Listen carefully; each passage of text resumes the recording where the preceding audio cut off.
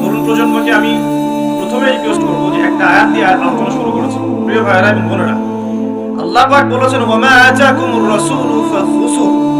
আল্লাহর আদেশ এটা। যখন আল্লাহ পাক কোনো আদেশ করেন সেটা কিন্তু ফরজ হয়ে যায়। আল্লাহর আদেশ কি হয়? আল্লাহ যখন কোনো আদেশ করেন সেটা কি হয়? ফরজ। আল্লাহ পাক বলেছেন ওয়ামা আতাকুমুর রাসূল ফাখুযু। রাসূলুল্লাহ সাল্লাল্লাহু আলাইহি ওয়াসাল্লাম যা তোমাদেরকে দিয়েছেন, যে সুন্নাহগুলো দিয়েছেন সেগুলো গ্রহণ করো। ওয়ামা নাহাকুম আনহু ফান্তাহু। রাসূল যা থেকে নিষেধ করেছেন দূরে থাকো। দুটো জিনিস পাচ্ছেন, যা দিয়েছেন নিতে হবে, যা নিষেধ করেছেন ছাড়তে হবে। শুধু যা দিয়েছেন নিব, যা নিষেধ করেছেন ছাড়বো না, এটাও কিন্তু হলো না। যা দিয়েছেন নিতে হবে, যা ছাড়তে বলেছেন কি করতে হবে? ছাড়তে হবে। আপনাকে দাড়ি ছাড়তে বলেছেন, ছেড়ে দেন। গোফ কেটে ফেলতে বলেছেন, কেটে ফেলেন।